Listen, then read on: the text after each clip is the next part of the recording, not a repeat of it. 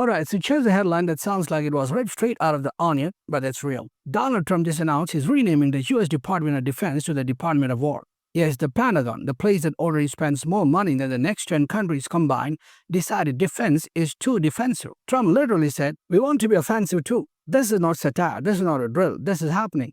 And if you're thinking, wait, the US military is already offensive in every possible way, then congratulations, you've been paying attention. First, a quick disclaimer, this is satirical commentary on the news based on a CNBC report. It's my take, no hate intended. Let's break this down. For over 75 years, America's military headquarters has been called the Department of Defense. Sounds nice, right? Defense. It makes it seem like the US military is just sitting there with a giant Captain America shield, waiting to protect the homeland. But Trump is like, nah, let's call it what it really is. The Department of War. Because if you look at the last few decades, Iraq, Afghanistan, Vietnam, Korea, drone strikes in Yemen, Libya, Syria, it hasn't exactly been about defense. It's been about war, endless war, expensive war, and now Trump was branding to match the product. This is America, rebranding war like it's a fast food menu. We got McChicken, McNuggets, McWar. Would you like some drone strikes with that? And here's the wild part, most of you might not even notice. The US military used to be called the Department of War from 1789 to 1947. That was the official name. Think about it.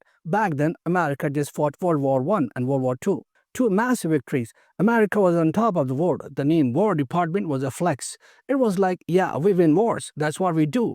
But after 1945, something changed. The Cold War began. Nuclear weapons entered the chat. America wanted to sound less aggressive, more responsible. So they softened it to Department of Defense. Because defense sounds like you're protecting democracy, freedom, and maybe some golden retrievers. Now Trump wants to roll it back. He literally said this is about reminding people of past victories, like it's a Marvel reboot, Department of War Endgame. Trump's logic is simple. Defense is too defensive. We want to be offensive too. First of all, Donald, we know the US military hasn't been just defensive since George Washington was wearing powdered wigs. Now let's talk numbers. The Pentagon budget is over $850 billion a year. That's more than healthcare, education, and infrastructure combined. That's more than the GDP of Switzerland. And where does the money go? Unless war that costs trillions. Contractors like Lockheed Martin and Raytheon cash in. Fancy weapon systems that sometimes don't even work. You think all that is for defense? No, issue Project Power to be offensive globally every single day. Trump is just saying the quiet part out loud.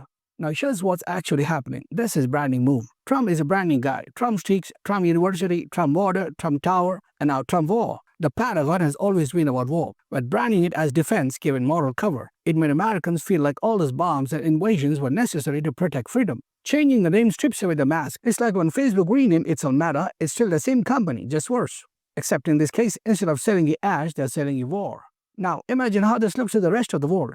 China, Russia, Iran, North Korea, they've been calling the US imperialists for decades. And now Trump is basically saying, yeah, we are imperialists and we're proud of it. The Department of War sounds like a comic book villain headquarters. China, we have the People's Liberation Army. Russia, we have the Ministry of Defense. America, we have the Department of War. It's not even subtle anymore. But here's why this matters beyond just branding. Words matters, languages shape policy. When you call something the Department of Defense, there is still an expectation, however thin, that it's about protecting, not provoking. When you call it the Department of War, you are saying openly, we're here to fight, we're here to attack, we're here to dominate. That's dangerous because it normalizes aggression. It makes war sound inevitable. And when you have a president who loves flexing power, who brags about nukes, that's not just semantics, that's policy, that's life and death. Of course, Trump supporters will spin this as honesty. They'll say, finally a president who calls it what it is. This is about strength, not weakness. But let's be real, this isn't about strength. This is about nostalgia. Trump wants to go back to the 1940s, when America won wars, when America was on top. But the world has changed. Today, wars are endless, messy, unwinnable. Iraq, Afghanistan,